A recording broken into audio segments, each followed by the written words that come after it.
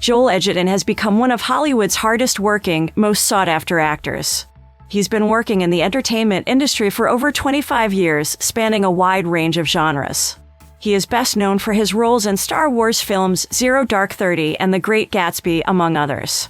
Here are 10 things you probably didn't know about Joel Edgerton.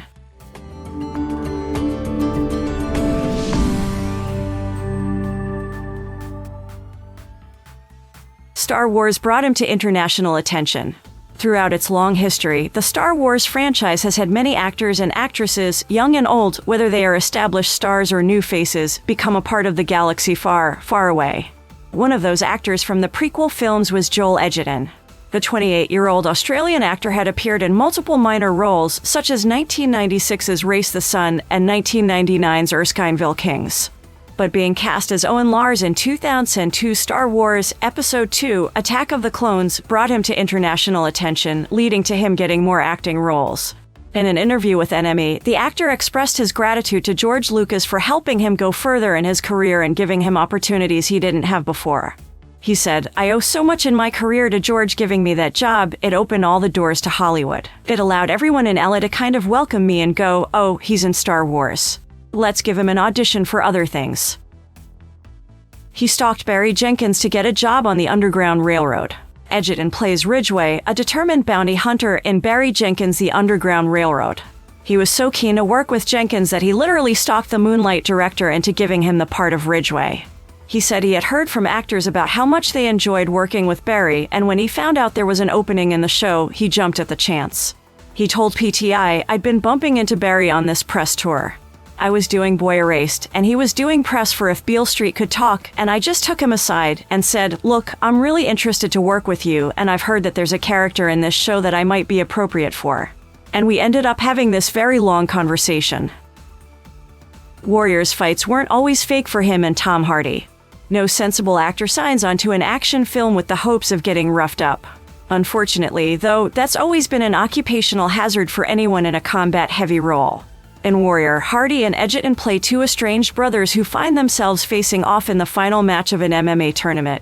Their story is just as emotional as it is physical, but that doesn't mean that either actor got off easy when they stepped into the ring. Edgerton told Den of Geek, "You couldn't really be an actor in this process without getting knocked around.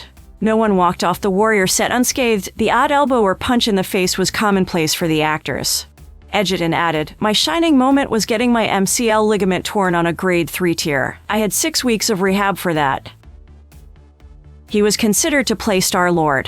In 2012, MTV reported that Joel Edgerton was being considered by Marvel Studios to originate the role of Peter Quill for the Guardians of the Galaxy film. While it does not appear that he quite fits Gunn's vision for the character, the actor was nevertheless a serious enough candidate for the news to break off his consideration.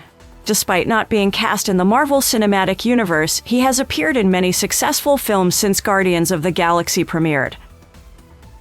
He's venturing into screenwriting and directing. Joel Edgerton does a little bit of everything. In addition to his acting work, he has also worked as a director and screenwriter. He made his directorial debut with the 2015 film The Gift, which he also wrote and starred in. He has also written screenplays for films such as Boy Erased and The King.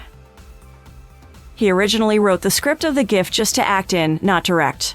When working on the screenplay for The Gift, Joel Edgerton was imagining it as a film for him to act in.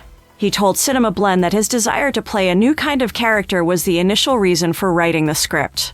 He said, "It was the intention to strive to find a character I could play who would be overbearing, misunderstood, and a bit creepy." However, while he was finishing the script, he began to see the project as one he could direct.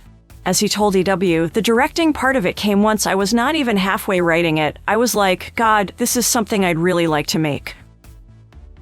All of his scenes in The Gift were filmed in 7 days. Joel Edgerton knew that, with him acting in the film as well as directing it, he'd have to be strategic. He didn't want to spend much time wearing the hats of both actor and director. So he worked out the shooting schedule so that he'd only be acting for 7 days of the shoot to give himself plenty of time to focus on directing. He told the New York Times, "I structured the shoot so there were 2 weeks of me just being a director, and then afterward I could step in front of the camera once I hit the right rhythm." He owns a production company. Edgerton has a production company called Blue Tongue Films, which he founded with his brother Nash Edgerton and several other Australian filmmakers. The name blue tongue refers to a type of Australian lizard that has a blue tongue. The production company has created a number of feature films such as Animal Kingdom, Hesher, The Square, Wish You Were Here, and The Gift. His philanthropy. Edgerton has been a distinguished ambassador for the Fred Hollows Foundation for a number of years and has strong personal ties to the organization, which works to restore people's sight in poor countries and to improve the health of Aboriginal Australians. In 2012, he visited Nepal, where he saw sight restored firsthand.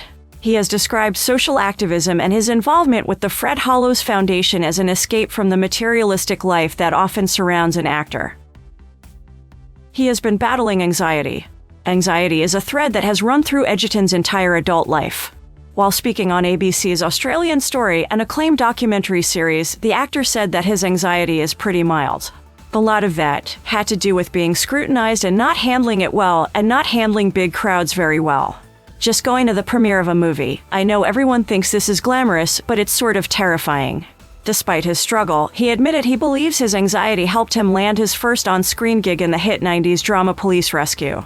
He said, "I think I got the job on Police Rescue as my character was extremely panicked and anxious, and that's how I felt going to the audition. So they probably thought I was just acting really well."